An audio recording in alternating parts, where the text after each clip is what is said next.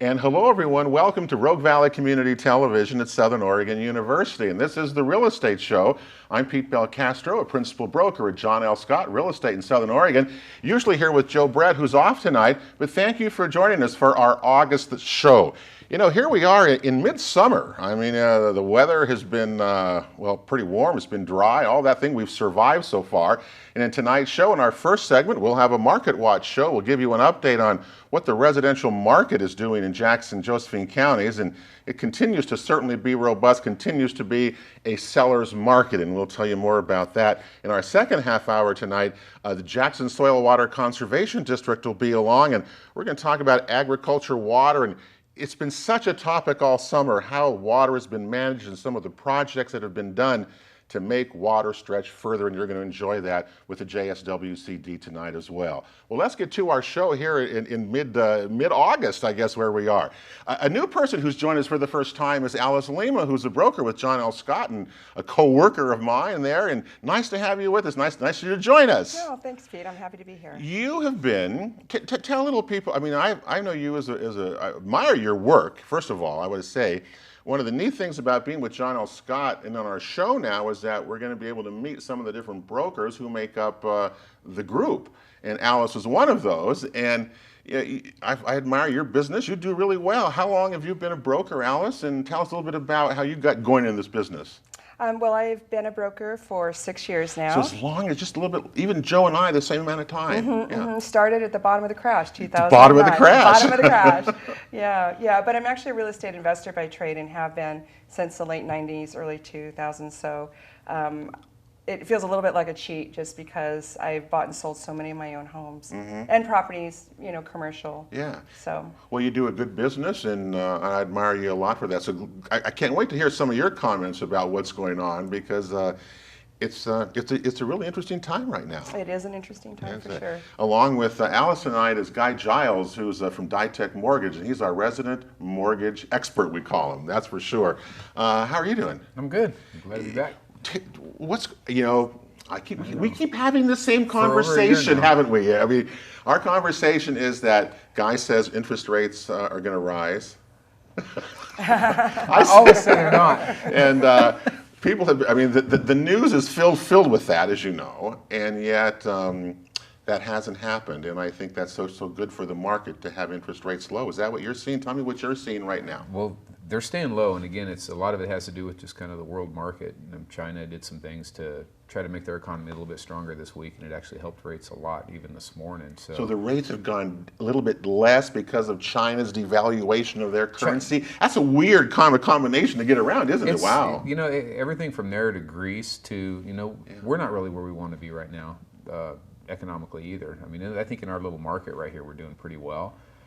Comparatively speaking to the rest of the country, but there's just a whole lot going on in the world that we're just not there yet. So it's just a fragile thing. About a third of the Feds would like to raise the rates. About a third of them. I mean, there is one main one, Yellen, but then there's a bunch of little mini Feds, I guess, running around all over. Feds. So they're really split on when and how they want to raise these interest rates. So I think it's going to be a little while before we. I agree with you, and we've been talking, people have been saying it on our shows, that the interest rates are going to rise. They have not. They've actually fallen back a little bit from where they even went to. To me, Alice, that if they rise, I just think that the market's going to just collapse almost if these things start rising a great deal because your clients that you see, the low interest rate is why they're getting into housing. I think that's a big motivator, but we did have one little blip up 18 months or so ago. Yeah, we had another little blip. Oh, yeah, they go up and down. Yeah. We did lose a parfait level of buyers that particular month. And it was a little bit traumatic for people, but we all survived. They did go on to find other homes. And even though we had a little raise, it wasn't a big deal. It's still almost like free money. A lot of us who've been around for a long time remember 10, 11, 12% interest rates. But the fear of the rising rates is causing a big push for the move-up buyers, people who are thinking they want a bigger house, more property, something more expensive. They are scurrying around right now just in case the feds decide to do it. So that's what's happening around. And in terms of who are these people that we talk about, the buyers, or where are they coming from? Who are you seeing? Can you tell me about what your experiences are in your businesses? Because I always find that who's coming? Who are these people? Who are our new neighbors and friends that we're going to be meeting? I think for the most part, it's always going to be California moving up. We're right here on I-5. We're not that far of a drive for most people in the Bay Area to go back and see their family in different places, but also people kind of escaping the cold from the east. That's the other thing that I'm seeing a lot of is, they want out of the ice and the snow, and they've heard that our weather's really not too bad here. Our secret is getting out, isn't it, about what a great place we have to live. From hearing you say that, Alice Lima, the same way with you. I mean, you've seen that same with your buyers, the people that you work with, same thing. Yeah, I'm seeing a lot of Californians. Again, probably a whole third of my business is from California. Okay. Lots and lots of cash buyers, and that has kind of a plus and minus effect on us here. It's making it harder for the locals to compete for sure, especially if they're getting a mortgage.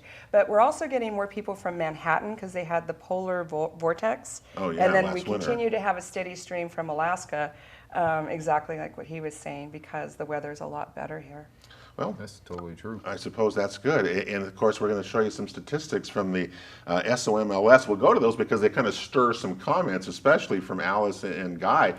Because what you see is as we follow these, each month for the last over 5 years now, how the market has changed. Let's go to our slideshow and we'll get some comments from it and hear what they've got to say tonight. Because no matter what, first of all, our show is, of course, here on Charter and Ashland HomeNet, of course, on radio and KMED AM 1440 and FM 106, and of course, we're on every Saturday morning at 11 o'clock. Brad Bennington, who's our friend from the Home Builders, he may or may not show up here tonight with us, but anyway, we do want to say the tour of homes from the Home Builders is September 11th to the 13th and 18th to the 20th, and of course, that's their big fundraising event, their big event for the fall. It's going to be quite a deal, actually, and of course, hopefully Brad will be here to tell us more about that. Okay, let's look at this because this is really what tells the story of our market. Alice and I were at the John L. Scott meeting, this week as well, and this stuff is what we talk about in our meetings. You can see for the 3-month period, May, June, and July, pending sales up 21% from a year ago. New listings up only 1.9%. Alice, that has an effect on the market. Days on the market, they're down. Because of it. The list price versus the sell price, you see, has gone up this year. People are getting almost 97% of that sale price. Now, these are the two areas that Alice and I, we hear this drummed into us all the time from our boss, Jim Remley. The available homes per buyer has dropped, you can see, by 38% in a year to just 3.6, and the monthly supply of homes has dropped 46% in a year, which means if you took all the market inventory and sold it, it would be out in 2.4 months. And Alice, that's why it's a seller's market. I mean, that just kind of sums it up right there. Yeah, and it's hard. It's hard to be a buyer right now, and there's a lot of fighting over the different properties that come on the market, and the really nice properties that are priced right go like that. We've had properties be pending in literally hours. So it's tough on the buyers, but there's still plenty more homes out there. If you're out there looking, look at a little smaller home, look a little further away from work. There's still some strategies you can employ to get a good deal. A lot of people look at the days in the market, which has gone down, and you say, why is that? And that's the inventory is kind of flushed out. Well, and part Therefore, of that, you're seeing a lot of older homes, older properties have been on the market a long time coming into play now. And this time of year, as we're headed into winter and the weather's, going to be changing, a lot of the sellers are having that conversation every night in their living room. Should we lower the price of the house? So it's a great time to be making offers, even if it feels a little out of your price range. But we've lost a lot of our foreclosure inventory, and that's had an impact. And then the building starts were delayed. Normally we have more new construction available sooner. Yeah, well, we want to add to our little troika here today. Brad Bennington, who's the Hi, guys. CEO of the Jackson County Home Builders Association, is in the house now. I knew you were going to walk in as soon Yes. as I said, We got a big event coming up back for the home builders, but we'll talk Yes. about your tour in just a minute. Yes. Tell us a little bit about what you've been up to in the home building world here this summer. I mean, we're at midsummer now. Yeah. What is your take on things? Yeah, yeah. Well, you know, we need everybody. You know, we need the realtors to sell the homes. We need the finance guys to finance the Yeah. homes. We need the buyers to buy the homes. But you know what? It all starts with somebody building that home, right? Somebody's got to build that home. Someone's got to build them. Somebody's got to build those homes, and our builders are out there. They are building just as fast as they can get those nails into the boards. I'll tell you, we've got a very robust demand for new homes right now, and as we Okay, have discussed yeah. before, I think, of course, I'm biased. I think some of the best values that we have out there are brand new homes. Are brand new homes. I think so. Do you guys agree with that? I mean, we've talked about that a lot. Guy, what do you think? I think there's definitely some good things about buying a new house from a guy that just put in a new deck because this was rotten, and a new air conditioner last year, and be staring down a new roof one of these days. It's Yeah. kind of a cool thing to just get in and know exactly what you have and not worry about any of that maintenance that you have to do for a few years. So I think it's just in that respect Yeah. alone. Alice, I know, has a lot of buyers. New construction, is that a real attraction to a lot of people? Tell me what your kind of experience It has is. been It with is. that. It's more about the financing and Okay. finding a lot. We don't have as many lots available anymore, but everybody loves a new house. We have that new house smell, Yeah. and you don't have to worry about repairs for a long, long time. But again, there's going to be more competition. We're starting to have multi-offers on raw land now. So that's a real sign of strength in our market, and that new construction could pick up the pace a little bit, actually. Well, that So is we'd have the- more houses well, to sell. I will tell you, Alice, that is the first time I've ever heard multiple offer types of things in bare land, and Brad is shaking his head. Yes, that's true. Yeah, yeah. Well, you know, Pete, you and I and Joe had this discussion 3 years ago. 3 years ago, we told you this was coming. Yes, yeah, you did. And here it is. You know, all that Alice made mention of foreclosures, and that foreclosure inventory is gone. Yeah. We've got strong demand. We have only so much land that's available to build at any one time, and by golly, here we are. Well, we're going to be in for prices are going to rise, I assume, as a result of what I'm hearing all of you say. Yep, because supply this and is a demand. supply and demand market. There is no question about that. You see multiple offers, guy come into you. I mean, is that still? Yeah, I mean, I'm not on that end of it a whole bunch, but definitely I'll write pre-qual letters, and then they didn't get the deal because they didn't go in strong enough. I think it's important to have a good real estate agent so that you can come in with the right offer up front. Otherwise, you could lose a house really fast. Boy, that has been drilled into me and Alice, that you better be ready day one, whether you're listing your house or you're wanting to buy. Because if you find the right place and you lose it, you're going to really be, it's horrible, and we don't want that to happen. Let's go back to some of our statistics here for a moment if we can, and we'll just kind of update a little bit more. It kind of, again, tells the story of what's going on in the market. Got to remember, 5 years ago when we started our show here on RVTV, I mean, there was no new construction going on. It was a mess. Hey, Alice, we was a mess back then. Look at this May, June, and July existing home sales in Jackson County. Look at the difference in a year of almost 200. Look at the median price rise in that 1 year, up 10%. And look what it is from 2010, the median price rise, almost 44%. That tells you a lot right there. This came from Lawrence Wan, who's the National Association of Realtors statistician. This is what he said in an article. June of 2006 was the height of the I guess the pre-recession, when the median price in this country hit $230,000. In June of this year, the median price hit $236,500, the highest in U.S. history. And our median is higher here, by the way, which is interesting to say. It is higher. New construction. This is what's interesting, I think, for Brad here. It seems that, Brad, that it's leveled out. I mean, it's kind of been a consistent number for some time. But look at the median price there. Bang. Up almost 46.5%. That's not just bang, that's kabang. That's huge. Yeah. All right, why? I mean, what's causing that? Was it just supply and demand? Is that the only thing there? Yeah. So, just to kind of knit everything together so that it makes sense, if you look at the national median, we're way ahead of the national median. Yes, we are. Yes, we always have absolutely. been. Because our market is, we have people that come here with available money. Most of our friends that come here are relocating Californians, they're retiring. Yeah. They have financial resources, so they come here and they can afford more, and because they can afford more, they buy more. So our median is always higher. The other thing is that there's always fewer new homes than there are all homes. So Okay. when you're looking at new homes only, you're looking at a narrower niche. Okay. Narrower sure. niche, right? And again, it's better funded, right? So better funds means you're going to have more competition, so the prices can be higher. And the real thing that you're going to see here, I think, is I don't want to use a bad metaphor, but if you're a shark and you smell blood in the water, all of a sudden you have a whole bunch of other sharks there. So Southern Oregon, this place where we live, is one of the most desirable places in the United States to live. So, and people, when they come here, most of the people that have available funding, they want to live in a new home. They not only want to live in a new home, they want to live in a new home that is designed exactly the way they want it and built just the way they And want you're it. seeing that really come Absolutely. back right now. Absolutely. Alice shaking her head too. So, really? Okay. so when you see numbers like, and we just saw 30%, right? That's a real number.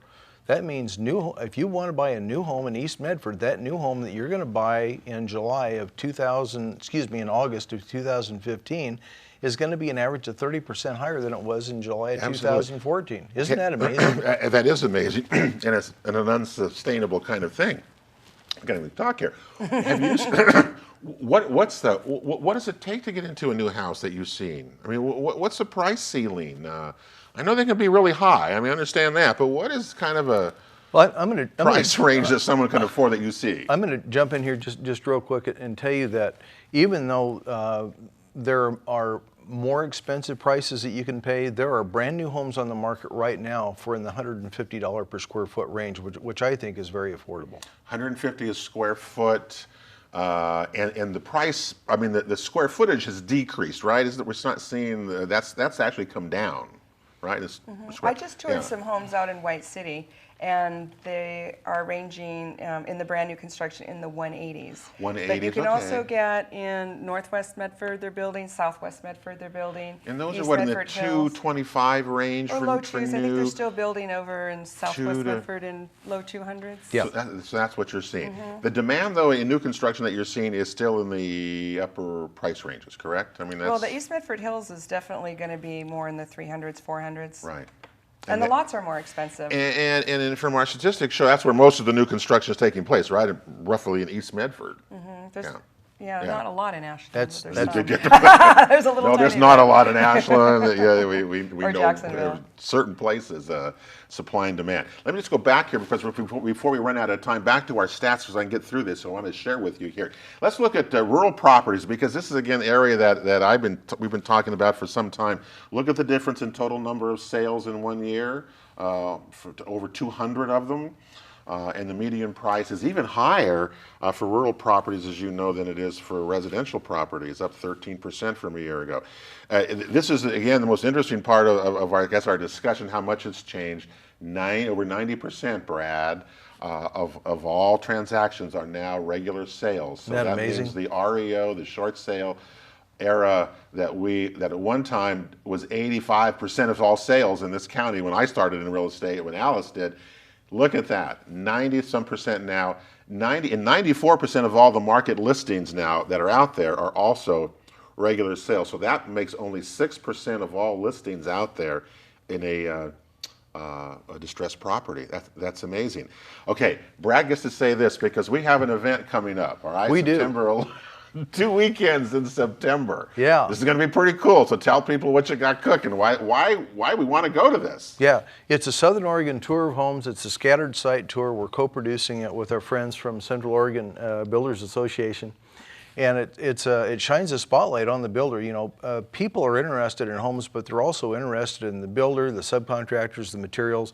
And the nice thing about the tour of homes is it's on their schedule. These homes are open all weekend. They can go, they can look at this home, that home, the other home, and just really see everything about it. The floor plan is available, the materials, the subs, everything. So it's a wonderful event, and it's provided free. We're putting the whole thing on free for the public, so Really? there's absolutely Oh, no wow. cost. And it's, Cool. they've done this for 27 years in Bend, and it's, as far as the community is concerned, it's the most popular thing they do. The community just loves it. Uh-huh. And you've got enough houses here to show. That's great. Yeah, we're just going to do. They did 50 houses this year in Bend, and we're only going to do 20. We're just going to do 20 homes, but we know the people are going to love it. And then next year it'll have to get bigger. This is our first one, so we're gonna do something that the public's going to like, and then next year it's going to be bigger because it'll have to be. Yeah, well, good. That's going to be a good event. Before we get out of time, Guy Giles, tell me what you're seeing in interest rates here in mid-August. Now, if I come into you, FHA, conventional loans, what are you kind of telling people right now out there? Our FHAs are in the mid threes right now. Mid threes, okay. And you can get a conventional loan. Our base price in the high threes, low fours. It's going to kind of depend on loan to value, okay, your sure. credit score. So there are some variables. But and what about really the VA and USDA loans, those types of things? That's kind of the same thing. Some of the fees are going up on the USDA loans. USDA loan, yes. That's not quite as attractive as it was, but it's still a really good program. Still, if you're a veteran, I mean that is the best deal out there. And we're giving a $500 card after we close, after giving everybody really good rates to veterans, just to say thank you a little bit. Well, that's pretty nice thing. And so people are still coming in and looking. I mean, that's still. We're having a ton. You talk about a ceiling for new construction. I had a guy that wants to spend $1.4 million just on the build come in yesterday. On the build. Just on the build. Wow. So, yeah, a little bit higher than my normal people. But those don't walk through the door every day, do they? No. Yeah. And what about refinancing? Is that happening right now? I know more and more people are coming out of distressed situations, that occurred to them. I mean, there were thousands of our friends had this happen to them. So what's happening there? It used to be a daily occurrence. People would come in, they in good faith put a good down payment on their house in 2006, and it just wasn't worth enough. And if it wasn't fortunate enough to have been bought by Fannie Mae or Freddie Mac, they were just kind of out of luck. And now, people have equity in their house, so they're kind of going back through and they're able to do something. Or they might have had a short sale or something a few years back, and now we're to the point where a lot of those people can start qualifying again, and they're getting back into the market, and we see that happening really all over. In general, they're smart. They're smarter now, aren't they? I mean, these people who've been through this have learned a great lesson. I hope. I don't ever have a person walk through my door anymore that just says, "Qualify me for the very biggest house." I've never been that kind of a lender anyway. But it's really nice to see people coming in and they have a budget, they know where they want to be, and they're sticking to it, and I think it's really healthy. And I'm convinced that lending, the restrictions, this is the big difference from 2006, was that the lending restrictions of current qualifying for a loan are so different today, and that is still in effect, correct? Even though this crazy market that we're seeing, you're still, you can't just walk in and get a loan. No, I mean, But if you've had your job or you're stable at all, I mean we're loaning reasonably at this point. There's not all of the low doc loans out there, but sometimes we're getting approvals where they're not even requiring an appraisal right now. So we are seeing a little bit of loosening up, and I hope it doesn't go too far. I hope it doesn't. we don't want to get. We don't want it to. I mean, well, we heard Lennox Scott, who is the owner of John L. Scott, was in Medford recently, and I mean, I went to when he spoke, and he says this is going to go on for a number of years, that you're going to have low spikes, but because of the pressures that the housing shortages, the number of people who are here, the Chinese influence in the West Coast, I mean, he says this thing is going to go, doesn't he? I mean, I was kind of stunned by that, but all indications that it probably will. Yeah, it's going good. Really well. All right, Alice, so what do you think is going to happen here? I mean, here we are mid-year. You've had a good year, all that good stuff, so congratulations to you. I know you work really hard at it. So tell me what you think of the rest of the year, what your situation is. Well, I agree with what Lennox said, and it's interesting because Dr. Lawrence Yun, who is an economist, and he does interviews on CNN and Bloomberg, and so he's the real deal. We even interviewed him here. Did you? Yeah. So he came through at 2009, and he he predicted this housing shortage, and a lot of us kind of went, oh, that's never going to happen. But between 2018 and 2020, it's supposed to get really, really tight in Southern Oregon, and that did not even take into account the Chinese influence. Right. So that's moving from LA north and Seattle south. down. Yeah. Yeah, and they're just now starting to discover Southern Oregon. So I think between that and being on all the lists, we're active retired, top 3 list. We're just on so many relocation lists. People in New York and in Wyoming can Google where is a good place to live, and Southern Oregon often comes up. Comes up. So yeah, I think it's going to get worse. So especially if you're a renter. If you're renting right now, now's the time to talk to somebody and get pre-qualified and get into some kind of a dwelling of your own, because our rental vacancy rates are 1.1% right now. 1%, yep. And that's going 1%. to cause a lot of pressure as well. And that has really caught them in home building and everything. Yep. The ripple effect of the rental market is we're seeing it in the housing market, residential market. Right. Well, you'll remember 2012, we set a record for the lowest number of new homes ever built. It was around 235,000. A typical healthy year, nationwide, we'd build 1.2 million. So what Larry Yen was talking about back in 2009, he was off a little bit on a few things, but the one thing he didn't know is that they were going to legalize marijuana growing in Oregon, and that's, by the way, certainly had an interesting effect. It's having an effect on real estate. It truly does. But the one thing that we all agree on is that Southern Oregon is a tremendous magnet for people who are retiring. And it's also a magnet for people who want to relocate from California and raise their kids in a better environment. Yeah, I agree with that. And so we have a situation which is, as someone who represents new home builders, this is really encouraging for us, because we know we have a lot of people that want to live here and buy new homes, and that we don't have enough of an existing home inventory to satisfy demand. So that's going to keep Alice and Guy pretty busy for a while. It's 2.4 months supply. So as long as that's the case, certainly stuff that goes on the market is going to be multiple offers coming in. So Even our more expensive properties, are really getting multiple offers. Yeah, we've had situations in Ashland, $500,000 and $600,000 homes are getting multiple offers in 7 days. Jeez. It's kind of like almost, I don't want to say the Wild West again, but it's a lot going on. And again, you need to be ready. I think that's the bottom line here. You need to be ready whether you list it or you're selling or whatever. But it certainly, as the stats show, it is a, it is a seller's market right now, isn't it? And they're getting pretty much, as you saw earlier, they're pretty much getting their price.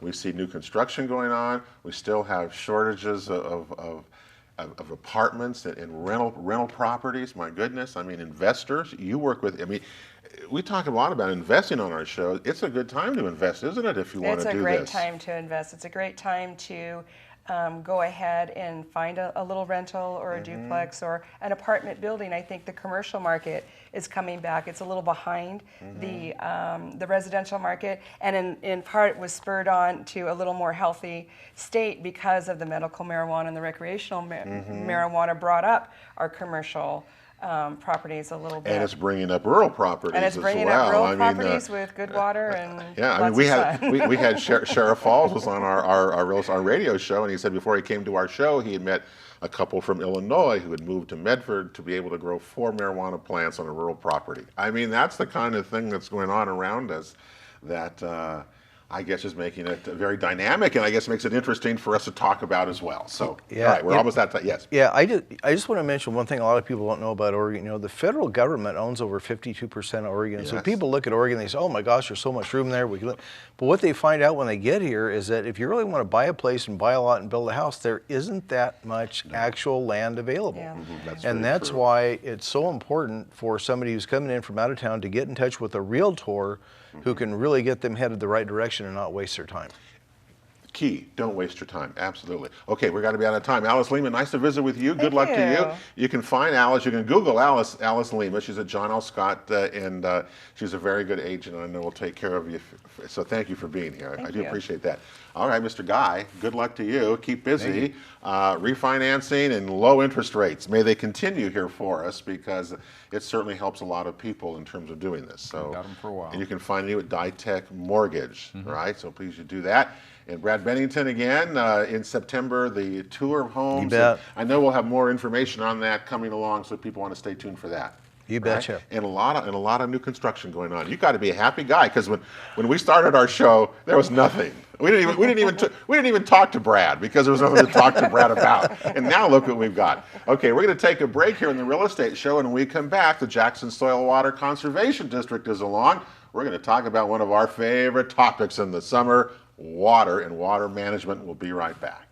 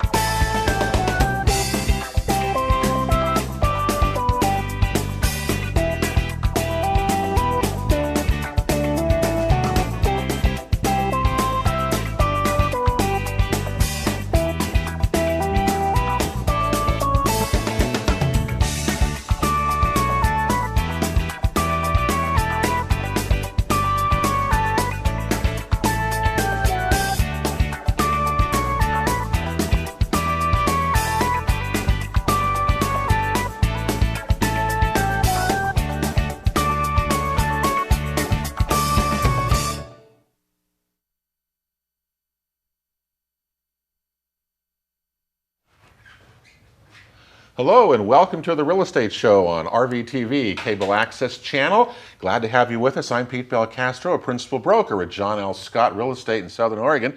Glad to have you here. My partner Joe Brett is off tonight. And here in segment 2 of our show, you know, we're talking to you in mid-August. Boy, it's been a pretty hot, dry summer. I think we can all agree with that, and we're still not out of the woods yet. I mean, we still got several, month to 8 weeks of a pretty warm weather still to go, and hopefully we're going to have a good water year. I think we all agree on that.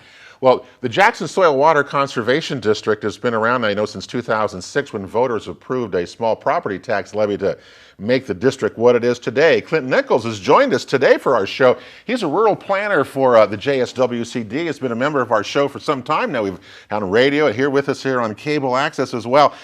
First of all, nice to have you here. Good to be here. Thanks. I bet your summer's been really interesting. I mean, this is the second year in a row that we've gone through this drought and hot and dry and people talking about water. Then you throw marijuana in this, you throw GMO into this thing and vineyards and boof. We've got the smoke cruising through the valley right now. And smoke, yeah, all those kind of things. But tell me about what you've been doing then. Just living the dream, really. I work with really awesome landowners. We have some really great partnerships with some other organizations and agencies here in the valley. It's been great to go out to landowners and help them kind of work with their natural resource concerns. Because that's your job. I mean, is to work with individual landowners. And we saw on our show today, when you talk about statistics and rural properties, look at the popularity of them. I mean, a quarter of all the real estate sales in this valley are rural residential properties, farms, ranches, acreages, etc. That's a lot of new people, and as we hear from others, that they're moving here from all over the place. They don't know what it's like here, do they? Yeah, I think to some extent, I think a lot of that is sort of that whole westward kind of ideal. People want to come out and they want to have the 40 acres. They want to have the cows and some other livestock out on the property. Have a stream, or can I get that water? They can't touch the water, but that kind of thing. So I think that's what we see a lot of when we see people coming up like from the Bay Area, from Southern California, or from back east, that sort of thing. Now you started with the district back in September. In September of 2014, and you're an SOU grad out of this, right? I mean, you come from SOU. I mean, here you are. When you first started, now, what is the reaction from the landowners? That's my interest in all of this is what are landowners doing who get into these properties? Are they actually now realizing that what you can offer, that there's a better way, or they need to be educated on what they can do with their land? There's always lots of opportunities for questions. I think a lot of landowners are very conscientious about how they want to use their land. Whether they want to use it for production, whether it's hay or cattle or some sort of a small farm, or whether they want to keep that land more wild in sort of a natural setting. So all of those questions are things that I have been able to help landowners with. Okay. So yeah, it runs the gamut of What's the lots of most things. common that you've come across? Probably irrigation. Irrigation. Yeah. And most of the irrigation that you come across in Jackson County, is it what types do you see? What's the most common right now? Well, I don't know if it's the most common. I don't know if the statistics are really out there for this, but probably the most frequent phone calls that I get is for people who are on sort of the older flood irrigation or surface irrigation systems. And I think one of the reasons why we get so many calls is because the word is in the wind that there are incentive programs to help landowners move away from that surface irrigation to a pressurized irrigation And we've system. talked about that a lot. The WISE project is one of them, and I know we talked about low flow irrigation systems as well. So there's a lot of different things out there. Yeah, and then there's a big push to a lot of people are coming in and they want to build a winery, Right. and so a vineyard, and so we're talking about drip irrigation systems. Traditionally, We with had that, so- Clint, we had the Oregon State Water Master on a show recently with the Rogue Valley Association of Realtors on his show, and the Water Master was saying he was amazed at how many people are coming in and don't know the water situation which they have, and he gets that's the bulk of his kind of work right now. Tell people what do you have available to you? They have no idea. Yeah, when I first started with the district, Randy White, our district manager, he sat me down one time and he told me this story about he was working with a landowner, and this landowner said, I have this beautiful property and it's all this acreage and I'm going to do something with it, and there's this waterway that flows right through the back of the property, and so he asked the landowner, said, do you have a water right? And the landowner was like, what's a water right? And this landowner found out that she did not have a water right. rights to the water, so she basically has a property that she cannot irrigate, and that's sort of soul crushing to a new landowner, because you had all these hopes and dreams, and so And that is a responsibility of a lot of times of realtors who don't know some of this stuff, and that's one of the things I know the district has been doing. I think they taught their first class to realtors regarding water rights, because if you have a client, you come in and want a rural property and you say there's a stream in it and you think that there's water goes with it and you don't have that right, you're going to get sued. I mean, you're going to be in trouble. So it's really it's a big thing, more so I think than it's a big thing. it is, yeah. It's something that landowners need to be careful with. So. And are you seeing? You hear of any disputes of water? I mean, the water master kind of settles disputes, but are you hearing any of that from landowners that you deal with? Is there a problem, or are people getting along pretty well with what we have? Well, luckily, I'm a non-regulatory agency, so I don't have to deal with a lot of it. Yeah, okay. But when I'm out on site visits, I'll hear just kind of people talking about we have for example turnout might be on another landowner's property, and so getting access to that property might be tricky. But I think for the most part, it's really heartening to see that you have communities who are on some sort of a shared irrigation lateral that comes off of a main canal, and they all kind of know, okay, so-and-so is going to take water at this period of time for this long, and then that person, the next person down the line, it's their responsibility to move water and everything.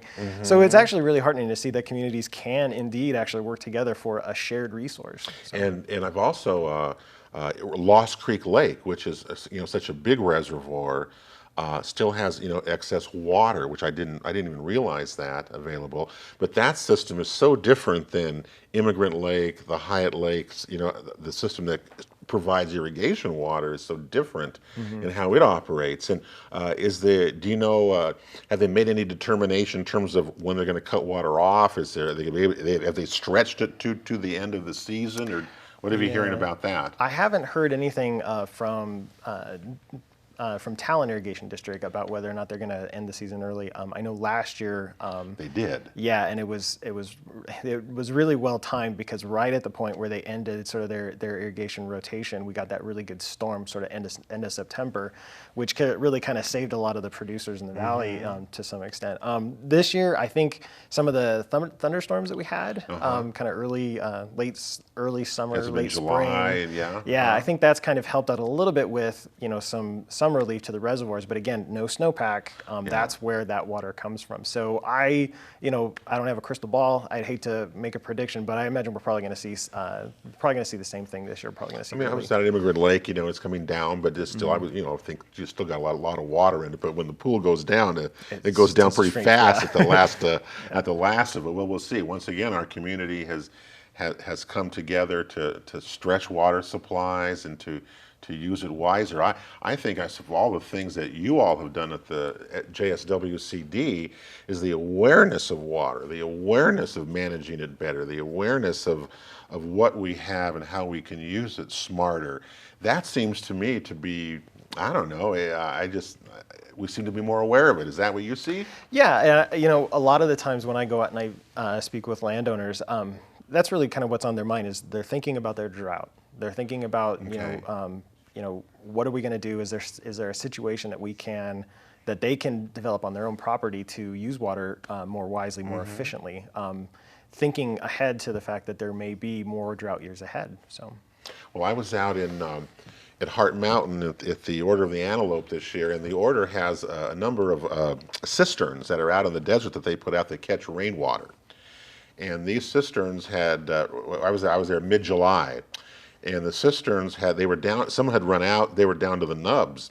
And they got that big rainstorm, that came through in July that flooded Ashland, and did a lot of it. Well, they got a lot of rain out in the desert, and the cisterns had over 15,000 gallons of water had flown into them off that rainstorms. It's remarkable. I still think we're going to see more of that in the future, more systems. I see your world, that you come from.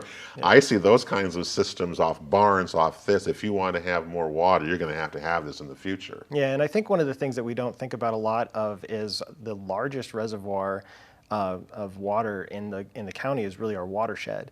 And so when we think about water storage for availability, in the summer months, we talk about our reservoirs, we talk about the snowpack, but if we don't have that snowpack, the other place that we can store water is in our watershed, in the foothills, in the forested parts of the valley. And what that does is that traps water up in those hills, traps it in sort of the groundwater, and lets that water slowly release out into the streams, and can extend the period that we have water in the valley.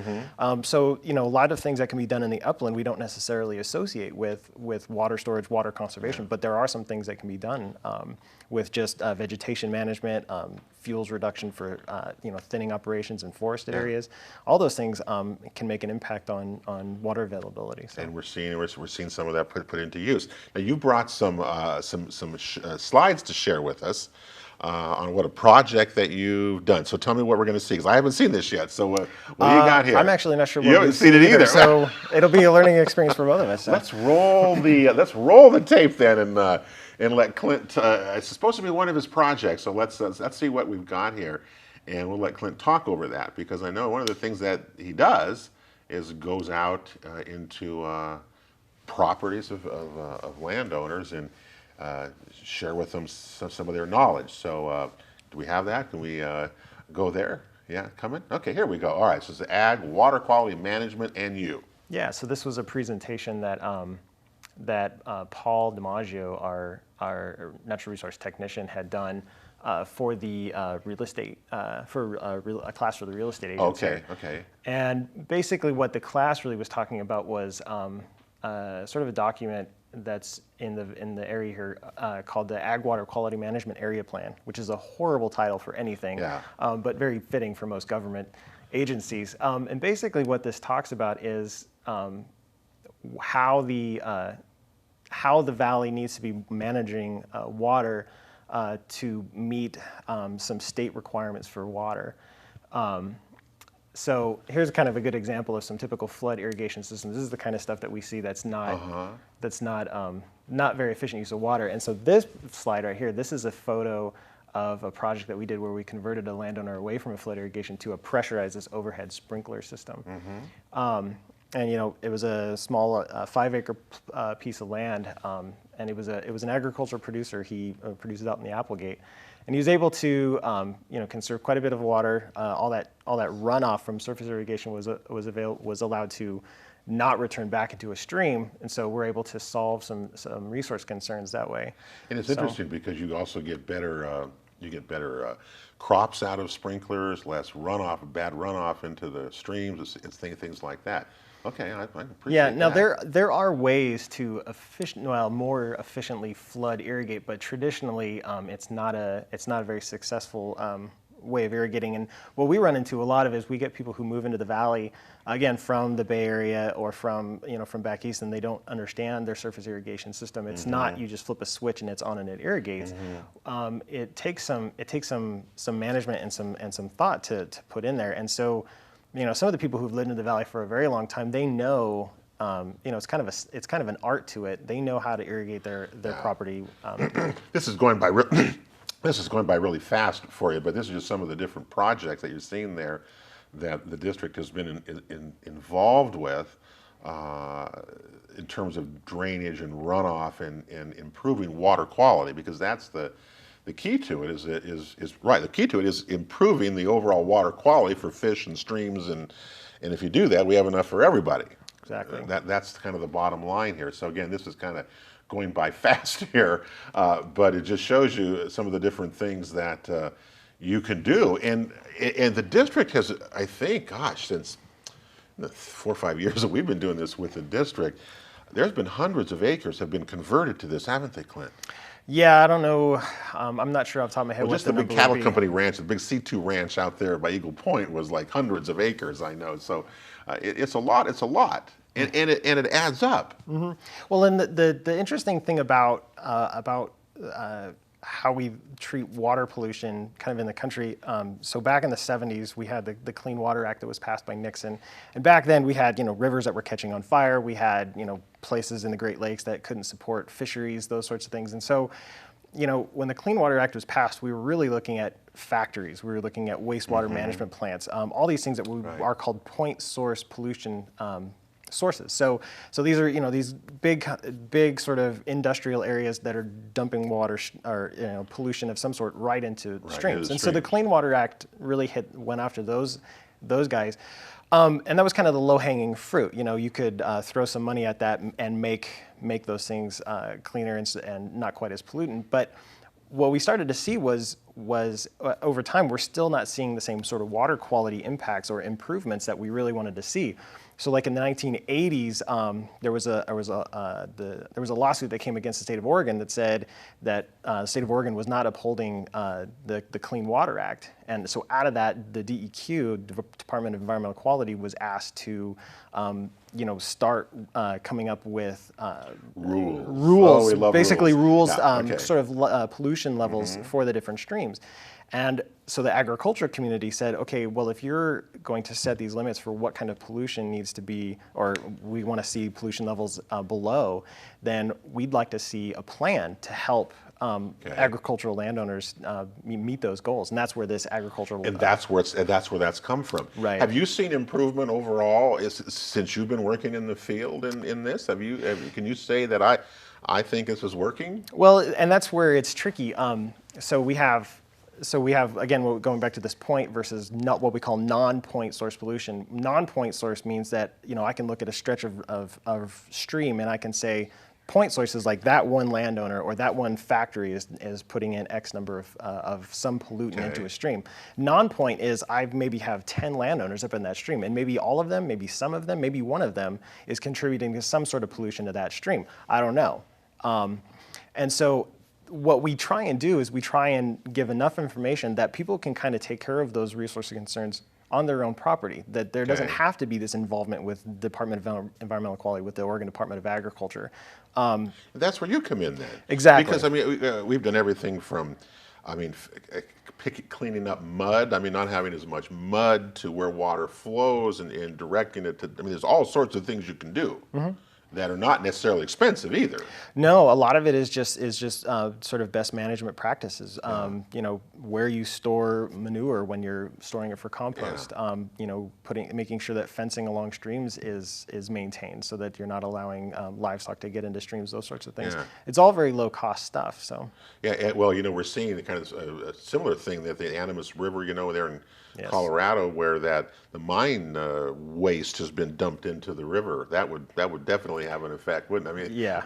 God, we do not have that kind of issues. I don't think anyway in our state, but it's still there. And our job our goal is to clean it up and make it go better and stretch it. And that's what this whole thing is about, because we still live in a pretty arid place. Yeah, and I think the important thing to think about with a lot of this stuff is, you know, we talk about, you know, the cost of conserving natural resources, but sometimes we don't also think about that there's economic benefits to some of these resource concerns as well. So like, you know, a flood irrigation system, you know, you don't get the same amount of generally, you don't get the same amount of yield off of your property as you would if you had converted to a sprinkler irrigation system. So, you know, there's a cost, there's a maintenance that's involved with it. But if you can increase better yields, I mean, you'd be able to use your property better, et cetera. Exactly. That makes sense to me. So I think, do that. yeah, I think we need to emphasize more on sort of the economic sort of sustainability that can be achieved by by managing some of these resource concerns. And think of real estate, when you talk about real estate and values on these properties.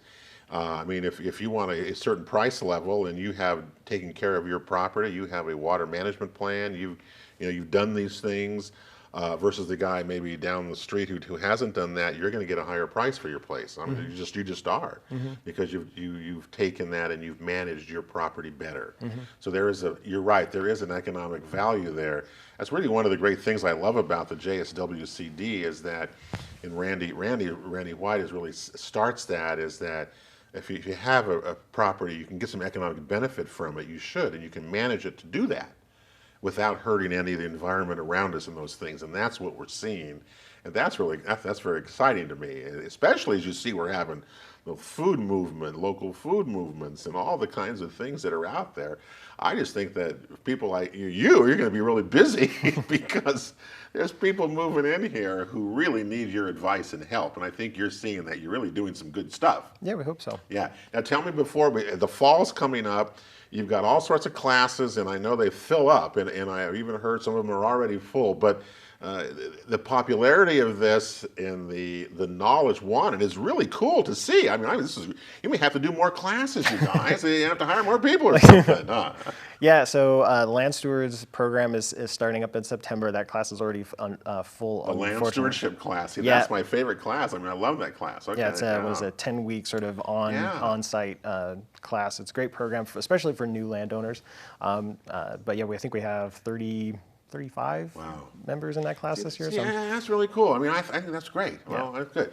And so you're being busy. You're continuing to work with landowners here the fall, and you're going to be going to winter, and then you're going to draw some and work with things getting ready for next year. Well, you know, it depends on how cold the winter is. If we have another cold or sort of warm, dry winter, then you know, what I saw last year was, you know, people were still having us come out on site visits. I remember there was a few very cold site visits, but for the most part, it was pretty mild. Yeah. So I hope, you know, if we have the same winter as last year, I'm going to still be pretty busy. So. Well, the whole thing is just pray for rain, pray for snow, because we see the value of it, don't we? We've seen now 2 years in a row. I hope that doesn't be the case again with Clint. Thank you for coming by. You can catch Clint at the Jackson Soil Water Conservation District. JSWCD.org is where you can find out all the information we talk about here. And so tell your friends, because these folks are very much into helping and making good use of land and water, which was their charge, but the voters gave them back almost a decade ago. So wish you well. So thanks for being with us. Thanks. So thanks for being to our show here tonight on RVTV. If I can just show you a couple of things here before we get out of here tonight. Let me see if I can do that. Let me come back up to here. Yes. The Real Estate Show is on KMED, AM 1440 and FM 106.7. Saturday is at 11 o'clock. It's also at KMED.com. You can watch all of our shows. Don't forget, get at realestateshowOregon.com or on our YouTube channel. Our next live show here at RVTV will be on Tuesday, September the 8th. We hope you'll join us then. Of course, we want to give a big shout out and thanks to the sponsors of our real estate show, because really without them, of course, we couldn't do the show, and we appreciate them very, very much. And if you need, of course, any real estate advice, you can get a hold of Joe or I. There's our phone number, and we appreciate all your comments as well. And of course, thank you for making the real estate show part of your day, both here at RVTV and on KMED. That'll do it for our show. I'm Pete Belcastro. Thanks for being with us. Have a great August, and we'll see you next month.